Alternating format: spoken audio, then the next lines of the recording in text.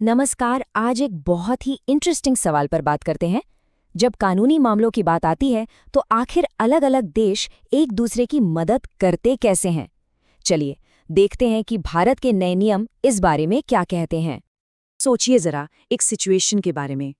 मान लीजिए कोई क्राइम एक देश में होता है, लेकिन उससे जुड़ा कोई बहुत जरूरी सबूत या डॉक्यूमेंट किसी दूसरे देश में है। तो सवाल यह है कि कानून उस डॉक्यूमेंट को सरहद पार से लाता कैसे है। अब ये कोई ईमेल भेजने जितना सिंपल तो है नहीं। इसके लिए एक बहुत ही खास, सिक्योर और ऑफिशियल सिस्टम की ज़रूरत पड़ती है।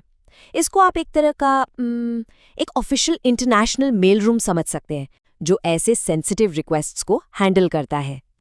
और बस यहीं पर भारत का नया कानून यानी भारतीय नागरिक सुरक्षा संहिता या BNSS काम आता है। चलिए सीधे चलते हैं इसके सेक्शन 123 पर, जो ग्लोबल लीगल कॉपरेशन के लिए भारत के नए प्रोसेस के बारे में बताता है।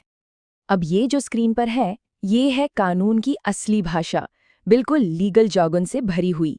देखकर थोड़ा कॉम्प्लिकेटेड लग सकता है ना, पर चिंता मत कीजिए, हम इसे एकदम सिंपल करके समझेंगे।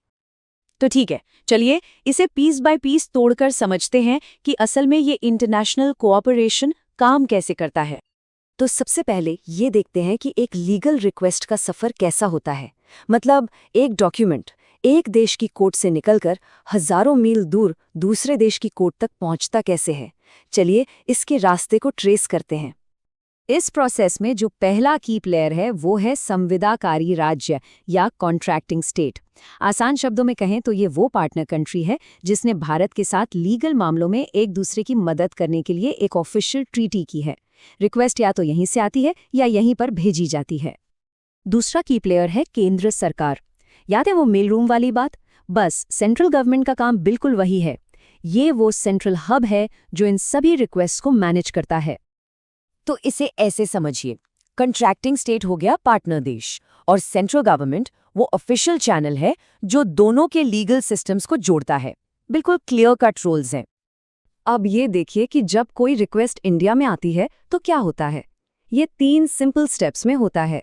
रिक्वेस्ट पार्टनर देश से शुरू होती है, वो सेंट्रल गवर्नमेंट के पास आती है और फिर सरकार एक कुशल पोस्टमास्टर की तरह उसे भारत की सही अदालत तक पहुंचा देती है। और जब कोई रिक्वेस्ट इंडिया से बाहर जाती है तो प्रोसेस बस रिवर्स हो जाता है। भारत की कोई कोर्ट रिक्वेस्ट करती है, उसे सेंट्रल गवर्नमेंट को भेजती है और फिर सरकार उसे पार्टनर देश तक पहुंचा देती है। ये एक बिल्कुल बैलेंस्ड 2 वे सिस्टम है। तो सबसे क्रूशियल बात इस कानून का ये हिस्सा है, ऐसे प्रारूप और ऐसे तरीके से जैसा केंद्र सरकार निर्दिष्ट करे। इसका मतलब ये है कि सेंट्रल गवर्नमेंट को ये पावर मिलती है कि वो सारे स्पेसिफिक रूल्स तय करे, फॉर्मेट कैसा होगा, प्रोसेस क्या होगा, सब कुछ। इससे हर चीज़ स्टैंडर्डाइज्ड रहती है।